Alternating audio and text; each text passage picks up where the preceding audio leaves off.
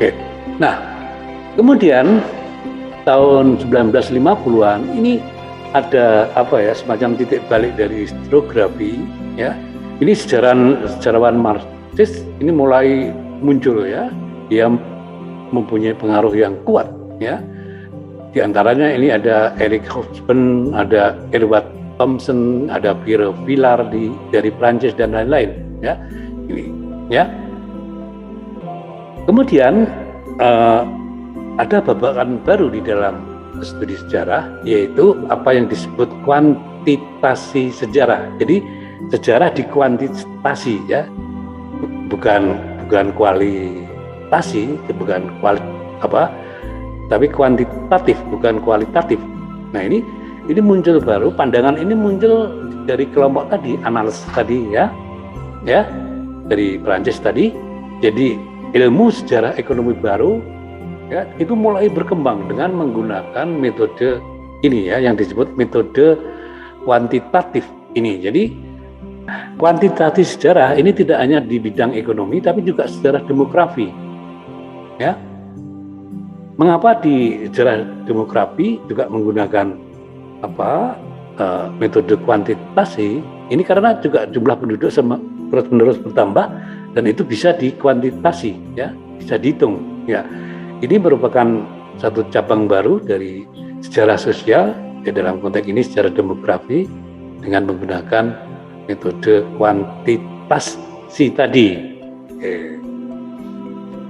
Nah, beberapa karya misalnya ini ya, Paul Thompson, ini The Making of the English Working Class, ini juga. Kemudian ada Talcott Pearson, kemudian Spencer, ya ini juga terkenal yang menulis tentang revolusi industri. Dia juga menggunakan pendekatan ini, kuantitasi sejarah, pendekatan kuantitatif di dalam studi sejarah itu ya. Oke. Nah, kuantifikasi ini memainkan peranan penting tidak hanya tadi ya di bidang ekonomi, di geografi, tetapi juga di sejarah politik. Nah, makanya kemudian muncul sejarah politik baru. Nah, kalau yang abad 18 tadi kan fokusnya sejarah politik ya. Ini. Nah, sekarang muncul pendekatan kuantitatif baru dan muncul apa yang disebut sejarah politik baru, dan ini dipraktekkan di Amerika ya. Jadi tulisan-tulisan mengenai misalnya hasil pemilu, pola pemungutan suara di Kongres, atau usaha menghitung pemogokan serta bentuk-bentuk protes ya, pemogokan buruh, protes-protes lainnya itu dikuantitasi. Ya, ini pertama kali dikerjakan di Amerika Serikat. Jadi sejarah politik yang dikuantifikasi ya dengan pendekatan kuantitatif itu ya. Kemudian tidak hanya itu ya, metode kuantitatif ini juga diterapkan di sejarah agama, terutama di Perancis. Yang ini ada satu studi di Perancis, dia menggunakan statistik pengakuan dosa dari jemaat dalam kurun waktu tertentu. Nah, penulis itu adalah ini Michel Fauvel ini. Dia mempelajari 30.000 surat wasiat dari provinsi abad ke-19 dan kemudian disusun secara kuantitatif dan dibuat indeks tentang itu ya. Jadi metode kuantitatif juga digunakan di dalam kajian sejarah agama pada waktu itu ya. Oke. Nah, sementara itu di Prancis ini dari pemikiran Durkheim dan Lucien Levy-Bruhl ini muncul minat baru yang disebut psikologi history. Jadi psikologi history tidak hanya pada individu yang nanti melahirkan biografi sejarah, tetapi dia juga mentalitas kolektif. Jadi kelompok masyarakat. Jadi mentalitas kelompok masyarakat. Ini pendekatan baru di Prancis yang motori oleh Durkheim ya dan Lucien Levy-Bruhl pada abad 19 itu Ini, ya.